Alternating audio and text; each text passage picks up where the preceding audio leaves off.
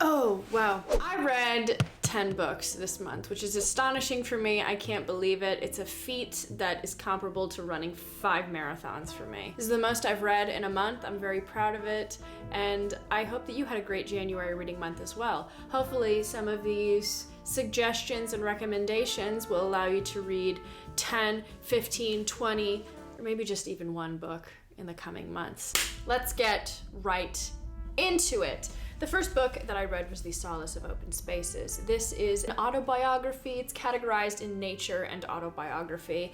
This was a book that I pretty much knew that I was going to love. This is all about the author's relationship to Wyoming. She moved there from these very hurried cities like Los Angeles and New York, and she compares living in Wyoming, rural Wyoming, specifically working on a farm, to the life that she had previously led in these very bustling cities. I love this. This is a great look into the people. It was a great look into the infrastructure and the nature of Wyoming as a whole. Wyoming is one of my favorite states of all time as far as regions and landscape go. I have this reoccurring fantasy of moving there when I retire.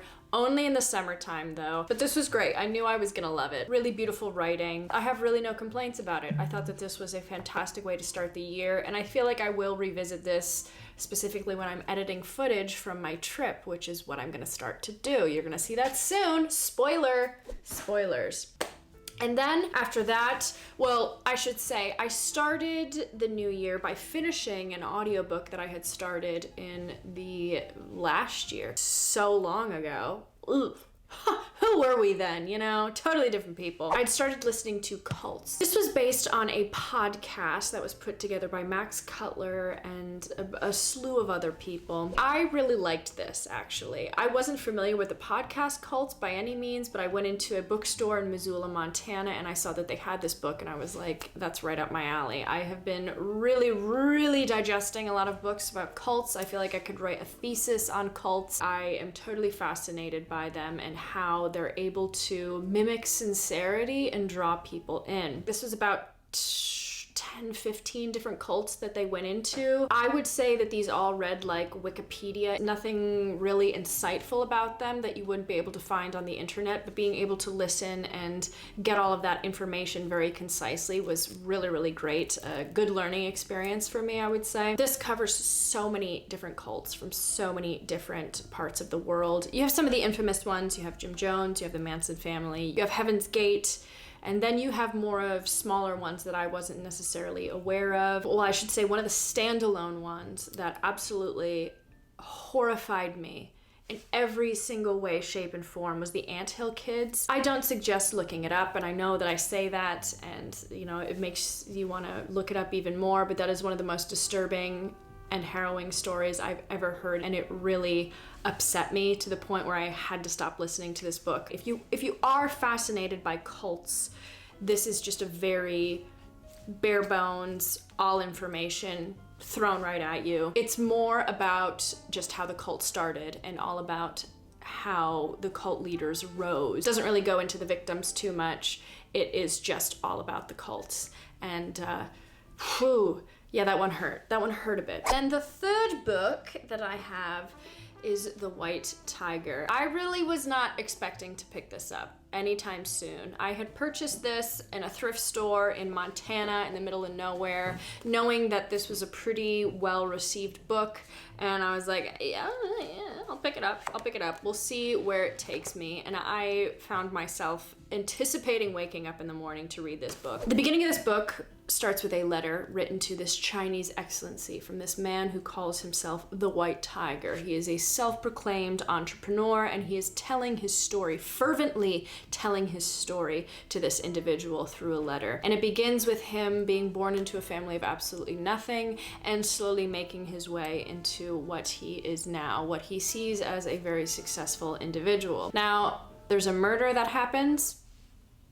That's not really a spoiler. That happens, I think, within the first page it is revealed, and you start to understand how this fits into his story. I thought this was a really entertaining book. I didn't like a single character in this. Every single person I started to hate, even though I started rooting for the main character. I ended up really disliking him in the end. And I think that that was the intention with this book. At least that's what I got out of it. It's all about money and class and how you think that you will experience life through a totally different lens once you inherit this regal sense of self. And you don't at all. If anything, you just adopt the intentions and ideas of those people who you swore you would never be. So I thought that this was really engaging writing, and I enjoyed myself. I did. I really, really did.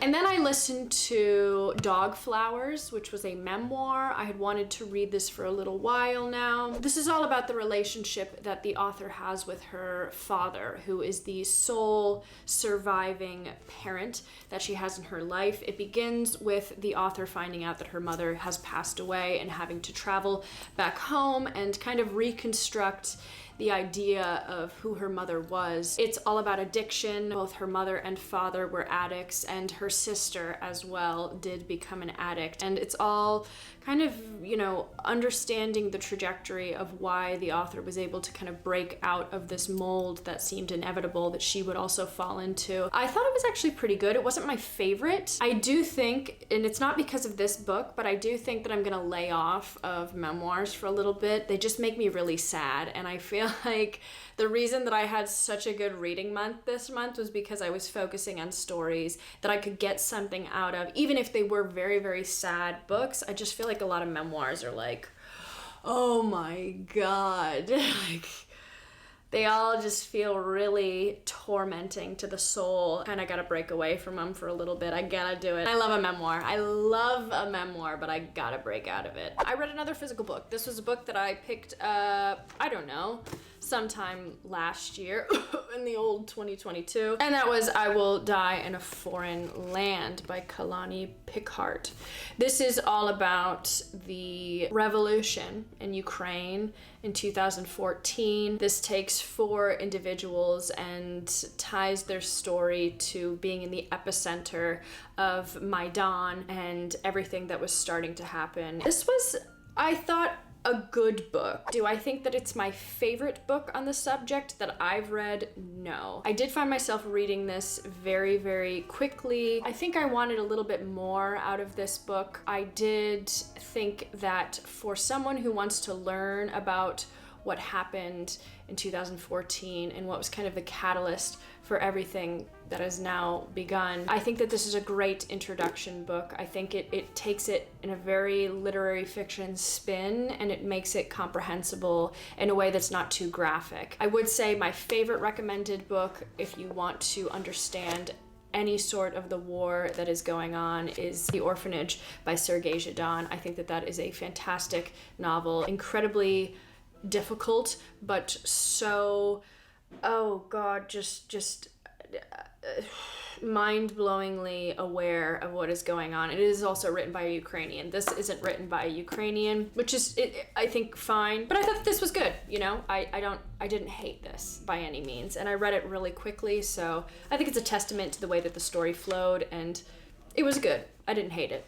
What else did I read? I'm trying to think of these all in chronological order. I could easily pull up my Goodreads, but that's too damn easy, baby. That's too damn easy. I like the struggle. We're just gonna go with the first one that I pick up, and that's A Room with a View by E.M. Forster. I did a vlog about this, so I'm just gonna touch upon this really quickly. This is all centered around Lucy Honeychurch. She's a young girl, kind of figuring out life in Italy. She's vacationing with her cousin and a tribe of women that is just absolutely enjoying themselves. She ends up coming into contact with a husband and son, the Emersons, and there is a scandalous event that happens that just catapults Lucy into this tizzy of questioning what she should do. It's a romp, kind of peak English aristocracy humor, and I think that E.M. Forster just kind of takes the piss out of everything. A really good book. Once it got going, I mentioned in the vlog that it does take a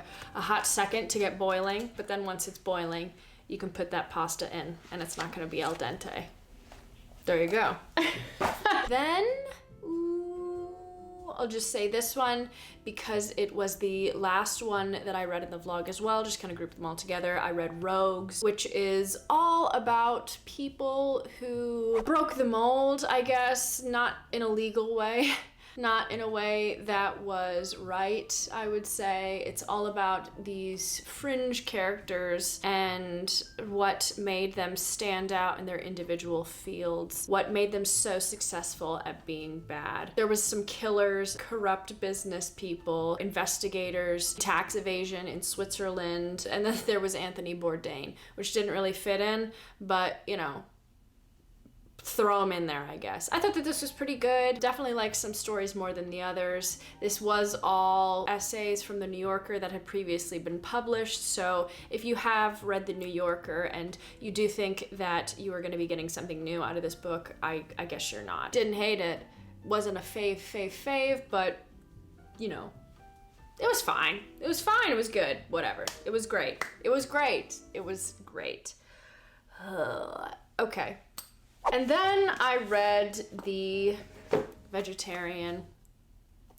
Yeah, this was good too. Also talked about this in the vlog. This is about a woman who, after having a startlingly dark dream, decides that she is no longer going to eat meat, hence the name The Vegetarian. There's another thing I also wanted to say is that vegetarianism is very briefly mentioned in this. It is not the main source of anything in this book aside from the lead character deciding that she's going to become a vegetarian, and that's about it. But it is told through three individuals in her life: her husband, her brother-in-law, and her sister, and how they all are coming to terms with this fiercely bound persistence that the woman has to maintaining this strict diet, and how they are unable to kind of cope with this choice that she has made when it really doesn't have too much to do with them. Yeah, I really liked it. Even if you're not keen on the story, I do think you have to applaud Kang's writing because it is a really well put together book and reads very eerie and bizarre. All right, I'll be honest. I loved this book. I loved this next book a lot, and I think it was just catering to some childlike love in me. There's something in this book that's very magical, and that's The Seas by Samantha Hunt. I had first seen this book from CJ over at CJ Reads. She said that this was her favorite book of 2022 so long ago, and I read the comments and everybody was like, oh my god, me too, loved it, read it this year, fantastic, want to give up my firstborn to read it again. And I was like, that's crazy. What? Just kidding, nobody ever said that. Everybody was just like frothing at the mouth over this, so I was like, okay, sounds good. If I ever see it, I'll maybe pick it up. Fast forward like 5 days later, I was at a thrift store and this book was here, and I was like, okay, right on. I think I was anticipating liking it, but I wasn't anticipating liking it as much as I did. This just scratched the itch for me. This did it. I loved it. This is all about a girl. She's 19 years old and she lives in this seaside town, this very desolate and bleak seaside town, and she is convinced that she's a mermaid. Her father told her that she was a mermaid. He told her that that is her destiny, and she kind of attaches on to this ex-Marine, I would say he was a Marine, ex-military man named Jude. She's known him since she was 13 years old, and since that age she has been so engrossed and in love with him, and it's kind of inexplicable. This book just takes like a very childlike rendering of longing and trying to understand a purpose that just seems so completely out of your own realm. I loved this. I really liked it. I have nothing else to say. There was just something in me that was like, oh my god, what a good book. There's the autograph and the seas. Look at that. Isn't that fun? Very fun. All right, how many books have I talked about? 1, 2, 3, 4, 5, 6, 7, 8, 9. 9, we're on the last one. And that is The Bluest Eye by Toni Morrison. I finished this in a day. I started this yesterday, I finished it this morning. I couldn't put it down. What phenomenal writing. Holy shit. That's all I can say. I'm sorry. I have to cuss a little. I had read Morrison's Beloved when I was in high school, so I am a little bit removed from what her writing is like. I guess I had kind of forgotten what her writing was like, but this was fantastic storytelling at its finest. Just couldn't put this world down. It's kind of hard to explain what this book is about, but it centers primarily on this character called Pecola Breedlove.